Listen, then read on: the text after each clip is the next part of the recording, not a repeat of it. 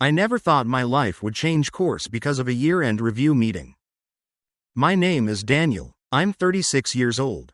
A single father working at a mid-sized logistics company located in the industrial zone on the west side of the city. The building where I work is nothing remarkable, a dull gray concrete block. Always echoing with the sound of container trucks coming and going. The smell of engine oil mixing with stale coffee from the employee break room. Every morning, I arrive before the sun has fully risen, and I leave long after the streetlights have already come on.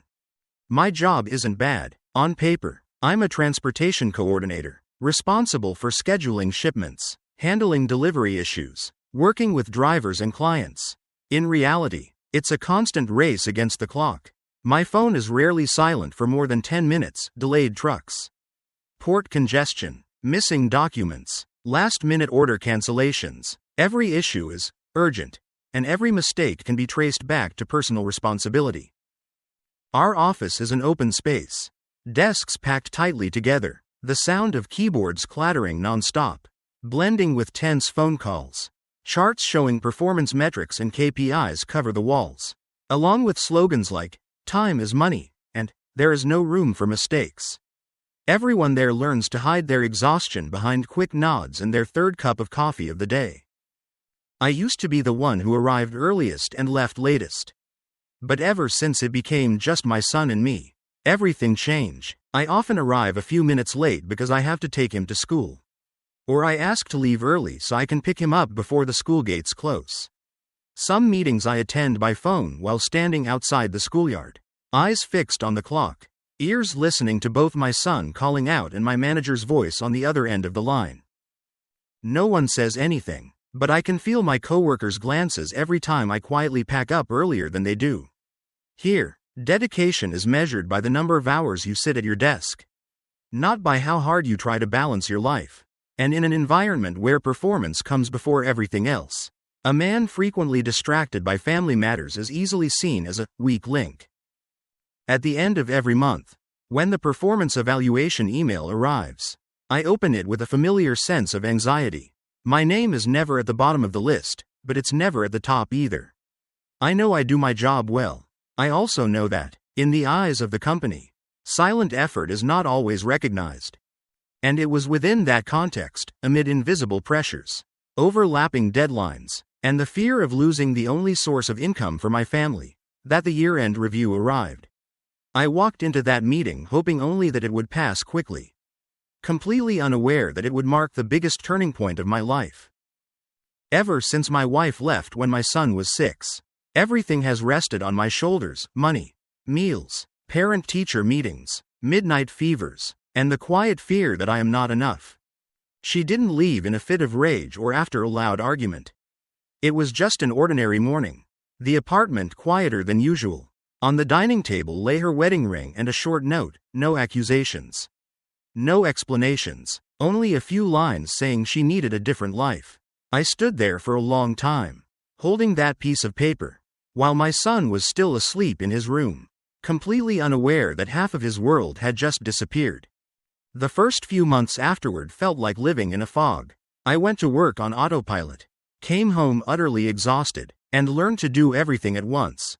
I taught myself to cook simple meals, to recognize my son's fever by the heat of his forehead in the middle of the night, and for the first time understood what it meant to hold a child in one arm while answering urgent work emails with the other. There were online meetings where I had to turn off my camera because Leo was crying behind me, calling for his mother without really understanding why. Work pressure didn't ease, if anything.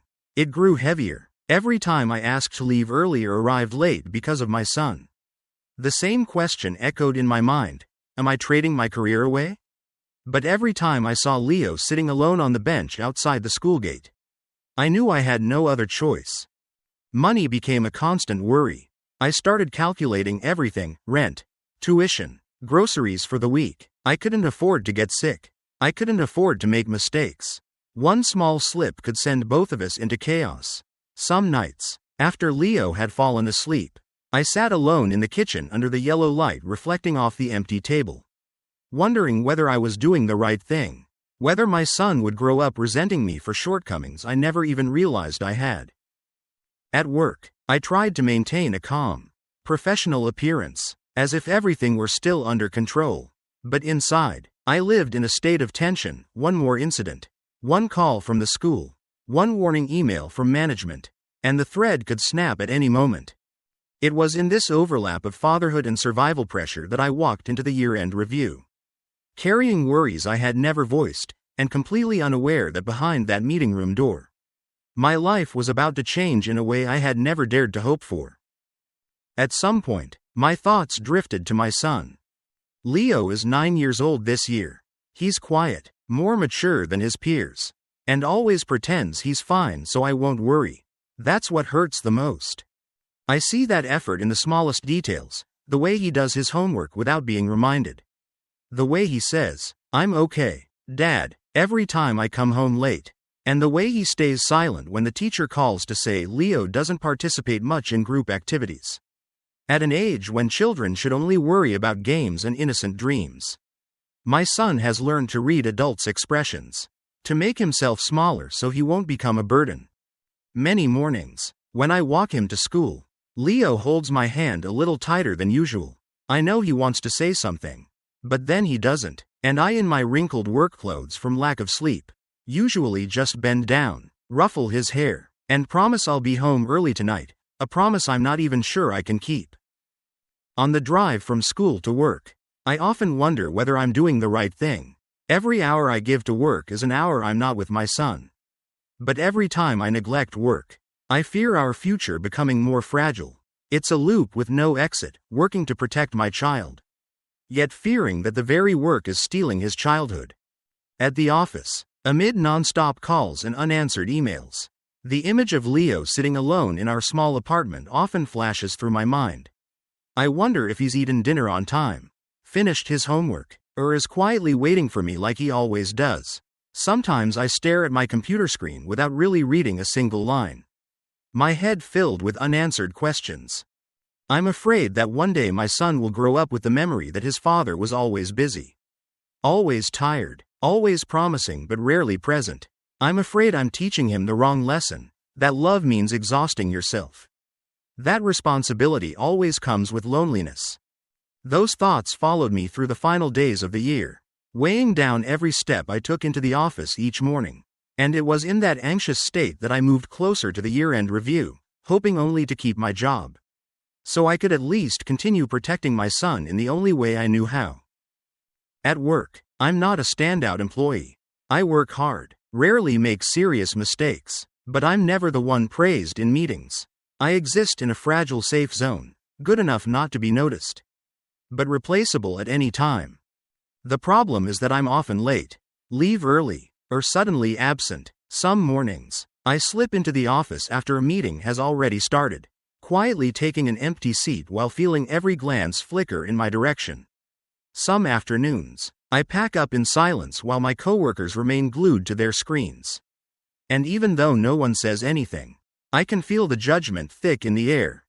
Everyone knows the reasons: a sick child, a call from school, a parent-teacher meeting that can't be rescheduled. But in an environment where performance is measured by hours present and constant availability, those reasons carry little weight. They're acknowledged politely, but never truly understood. Everything changed when Rebecca Moore arrived. She was the new chief operations officer, transferred from headquarters with the task of restructuring processes. A harmless-sounding phrase, but everyone knew what it really meant. Within weeks, she ordered a review of attendance records, individual performance, and departmental contributions. Thick reports circulated, closed-door meetings multiplied, and lists of names began to surface in whispered lunch break conversations.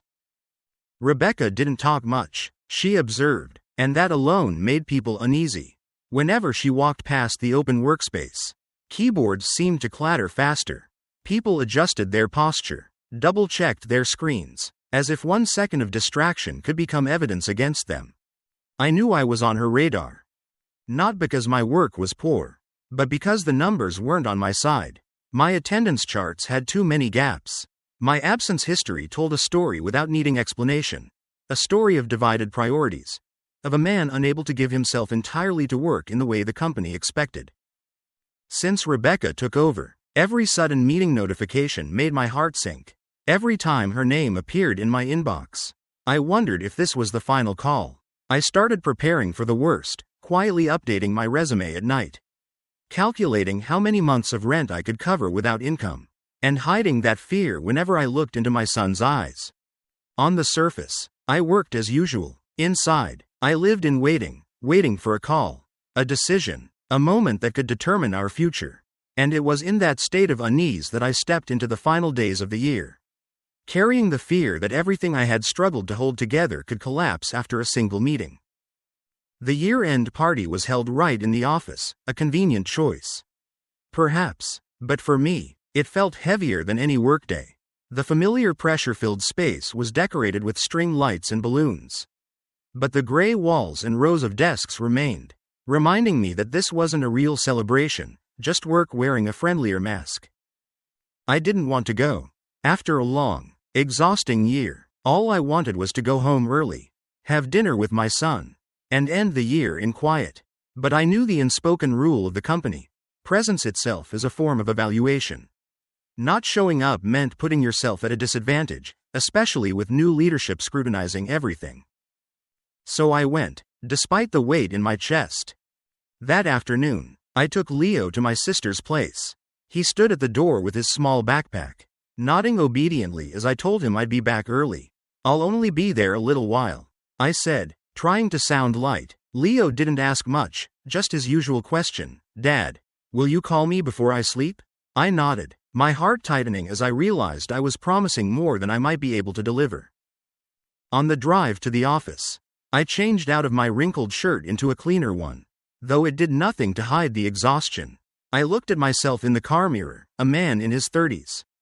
Dark circles under his eyes, a gaze that always seemed to be counting down time. I told myself I'd just show up briefly, say hello to a few people, then leave before it got too late. When I entered the office, I almost didn't recognize it. Desks had been pushed aside, small tables set up in the center, warm lights softening the usual harshness. Coworkers stood in groups, laughing more than usual, but beneath those conversations, I still sensed caution, quick glances toward the executive offices, sentences trailing off when someone passed by. I stood at the edge of the room, holding a glass of water, restless. Every passing minute, my thoughts returned to Leo. Had he eaten dinner? Was he watching TV with my sister? Or was he waiting for my call like always? I wanted to stay so I wouldn't be judged. And yet I wanted to leave before guilt completely overtook me. And it was in that quiet tug of war, as I weighed the right moment to slip away, that I had no idea this party would become more than a work obligation. It would be the beginning of a conversation that could change my entire future. Close to 9 in the evening, as I stood by the drinks table with my mind already at home, Rebecca appeared behind me. "Daniel," she said curtly. "Yes, ma'am? Come with me for a moment." I thought I was about to be fired.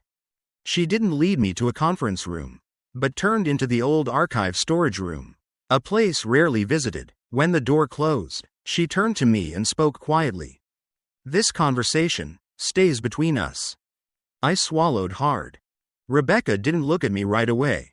She flipped through a few folders, then said, "I've reviewed your entire work schedule over the past 2 years. Your performance isn't consistent, but the quality of your work is always high." I braced myself to apologize, to explain, to beg. But she continued, "You have a son, don't you?" I nodded. "My wife left." Rebecca was silent for a few seconds. Then she spoke, her voice lower. "I grew up in a family with only my father. My mother died when I was 7. I froze.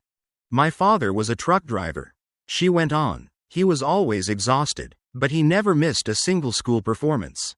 I don't remember how much money he made. I only remember that he was always there." She turned to look directly at me. "I don't need more employees who just sit at their desks for 8 hours. I need people who understand what real responsibility is." She placed a folder on the table. "Starting next month, I want you to move to the flexible coordination team. You'll work with adjustable hours and help design processes for employees with special circumstances." I could hardly believe what I was hearing. "Why, me?" The question barely left my mouth before I regretted it. Rebecca didn't answer immediately. She stood there, one hand resting lightly on the dusty metal table. Under the fluorescent light, her face looked less severe than usual. In that moment, she was no longer the COO everyone feared, but a woman choosing her words carefully. "Because I see you," she said slowly. "Not in the reports, not in the numbers, but in the spaces between them." I stayed silent. "People who only fill 8 hours are easy to replace," she continued, "but those who carry both their work and an entire life behind them are different." She looked at me, not evaluating, but searching, as if asking whether I was brave enough to be understood. "I know what it feels like to always choose," she said quietly. "Choose between staying an extra hour or going home so your child doesn't fall asleep alone. Choose between being strong at work and breaking down in your car when the parking lot is empty." My heart slowed, heavier now. "I used to wish," she added, almost confessing, "that someone at my father's workplace had seen him the way I'm seeing you now." The archive room fell into an uncanny stillness. I realized my hands were clenched so tightly my knuckles had turned white. Rebecca smiled faintly, not a professional smile, but something more private, something that appeared only when someone allowed themselves to lower their guard. "Don't misunderstand," she said, as if reading my thoughts. "I'm not doing this out of pity. I'm doing it because I believe in you, and because I want to build a workplace where people like you don't have to live in constant fear." She slid the folder toward me. "But Daniel," she said, her gaze steady again, "trust isn't free. I need you to prove my choice was the right one." I nodded, my throat tight. "I won't disappoint you." She studied me for another second, one that lingered longer than necessary, then turned away, straightening the files as if closing an invisible door. "This conversation," she repeated, her professional tone restored, "stays between us." I understood, but deep down, I knew, from that moment on, the relationship between her and me was no longer just boss and employee. Not because of what happened, but because of what was seen. That night, I came home earlier than usual. The small apartment was as quiet as ever, but this time the silence didn't weigh on me. Leo was sitting on his bed, hugging his old robot toy, its paint worn down by years of use, his legs swinging gently as if he had been waiting for a long time. When he saw me, he looked up immediately. "Dad, you didn't get fired, right?" His voice was so soft it nearly dissolved into the air. I didn't answer right away. I walked over, sat beside him, and pulled him into my arms. Leo rested his head against my chest, his breathing slowly calming, as if just being there was enough. "No," I said quietly, "I'm still here." I didn't make grand promises. I didn't say everything would be easy or perfect. I just held him a little tighter, as a way of saying that no matter how the world outside changed, I wouldn't disappear from his life the way his mother had. Leo stayed silent for a moment, then wrapped his arms around me, tighter than usual. I felt that fragile trust settling fully on my shoulders. And for the first time in years, it didn't feel like a burden, but a reason. When he finally lay down to sleep, the robot placed neatly beside him, I stood at the doorway, watching him for a long moment. I didn't know where the future would take us. I only knew that tonight, I had come home on time, and tomorrow, I would have another chance to do better than yesterday. For the first time in many years, I allowed myself to believe that things might not be perfect, but they were beginning to move in the right direction. And for me, that was enough to hope.